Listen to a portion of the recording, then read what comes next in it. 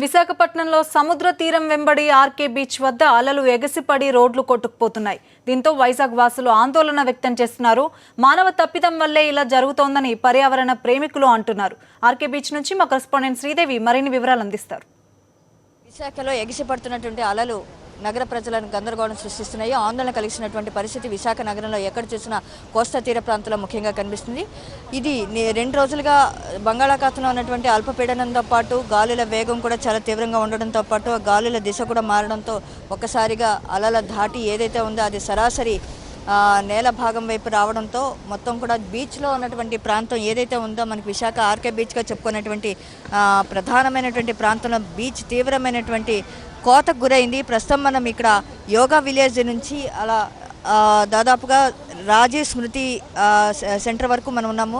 ఈ ప్రాంతంలో ముఖ్యంగా మనకి రోడ్డుతో పాటు మొత్తం ఇక్కడ ఉన్నటువంటి బీచ్ సంబంధించి సందర్శకులు కూర్చునేటువంటి మొత్తం బెంచ్ అంతా కూడా కొట్టుకుపోయింది. ఇక్కడ చాలా తీవ్రమైనటువంటి కోత మనకి కనిపిస్తున్నటువంటి పరిస్థితి ఉంది. సో ఇక్కడ ఒక్కసారిగా అలలు ఏవైతే ఉన్నాయో ఎగసిపడుతున్న అలలు ఇప్పుడు ప్రస్తుతం అయితే ఈ పరిస్థితిలో చూస్తే ఆటుపోట్లు కూడా ఎక్కువగా ఉన్నటువంటి పరిస్థితి. కరెంటు కూడా చాలా తీవ్రంగా ఉంది. ఈ పరిస్థితిలో ఈ వాటర్ వచ్చి ఎక్కడ రోడ్డు మీదకి వచ్చి చేరుతుందో అనేటువంటి ఒక భయాందోళన వస్తుంది. ఇప్పటికీ తాత్కాలికమైనటువంటి ఒక చర్యలు చేపడుతున్నప్పటికీ కూడాను చాలా విమర్శలు వస్తున్నటువంటి పరిస్థితి పర్యావరణవేత్తల నుంచి కనిపిస్తుంది. ప్రస్తుతం అంతా పాటు పర్యావరణ ప్రేమికులు ఉన్నారు. రత్నం గారు ఇప్పుడు ఉన్నటువంటి పరిస్థితి మనం చూస్తున్నాము. చాలా తీవ్ర ఆందోళన కలిగిస్తున్నటువంటి పరిస్థితి. ఇప్పటికే మనకి యారాడ గ్రామంలో మొత్తం ఏదైతే ఉందో ఒక చర్చి ఒకటి కూలిపోయినటువంటి పరిస్థితి ఉంది. సమాధులు కూడా కొట్టుకుపోయినటువంటి పరిస్థితి ఉంది. ఇక్కడ మనం ప్రత్యక్షంగా చూస్తున్నాము ఆర్కే బీచ్ ఎక్కువగా సందర్శకులు వచ్చేటువంటి ప్రాంతం.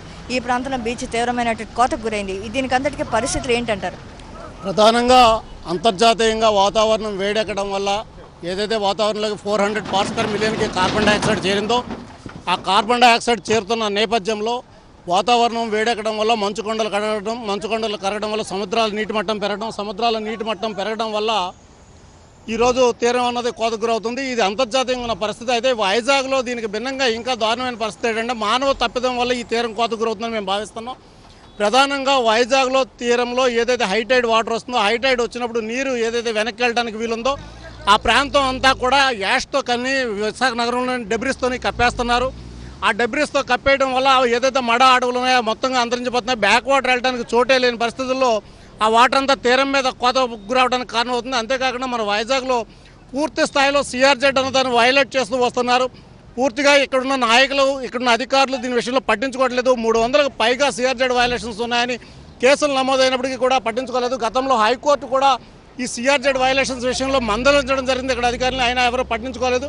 వాళ్ళందరూ చేసిన దానివల్ల ఈరోజు ఇట్లాంటి పరిస్థితి ఏర్పడిందని మేము భావిస్తున్నాం. అంతేకాకుండా ఇప్పటికింత దారుణం అవుతున్నప్పటికీ తరచూ ఈ సముద్ర తీరంలో ఫ్లవింగ్ చేస్తున్నారు. ఆ ఫ్లవింగ్ చేయడం వల్ల తీరం గుల్లబారిపోయి హైటైడ్ వచ్చినప్పుడు కోతకు గురయ్యే పరిస్థితి ఏర్పడుతుంది. ఇదంతా పూర్తిగా అధికారులు ఇక్కడున్న నాయకులు ప్రజాప్రతినిధుల తాలూకు వైఫల్యం వల్లే జరుగుతుంది. అంతేకాకుండా ఈరోజు ఉన్న పరిస్థితి ఏంటంటే ఈ బండ రాళ్ళు వేసేసి తీరాన్ని ఆపేస్తామని చెప్తున్నారు.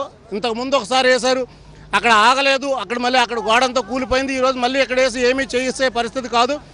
హైటైడ్ వాటర్ బ్యాక్కి వెళ్ళడానికి వీలుగా ఏదైతే మడ అడవులు ఉన్నాయో ఆ ప్రాంతంలో ఏవైతే డెబ్రిస్ వేస్తారో ఆ డెబ్రిస్ అన్ని తొలగించి హైటైడ్ వాటర్ వెనక్కి రాకుండా ఉండడానికి అవసరమైన మార్గాలు ముందును చూడాలి. అవి చూడకుండా ఇవి ఏమి చేసినప్పటికీ నిలబడమని మేము భావిస్తున్నాం. విశాఖలో చూసుకుంటే ఈ బీచ్ మొత్తం కూడా కలర్ కూడా మారింది.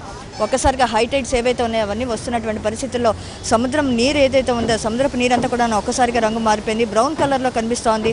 కొన్ని చోట్ల విభిన్న వర్ణాల్లో కూడాను మనకి సముద్రం కనిపిస్తుంది. ఇదంతా కూడా ఒక ఆందోళన కలిగిస్తున్నటువంటి పరిస్థితి. భవిష్యత్తులో అంటే మరి రానున్న రోజుల్లో ఈ పరిస్థితి ఏ విధంగా ఇటువైపు దారితీస్తుందో అనేటువంటిది సర్వత్రా ఆందోళన కలిగిస్తున్నటువంటి అంశం. మరి ఇప్పటికైనా పాలకులు ఖచ్చితంగా ఈ బీచ్ వైపు దృష్టి సారించాలి. కోత ఏదైతే ఉందో దీన్ని నివారణకు చర్యలు చేపట్టాలని కూడా విశాఖ వాసులు కోరుతున్నారు. వీడియో జర్నలిస్ట్ సాయి కృష్ణతో శ్రీదేవి, సాక్షి టీవీ, విశాఖ.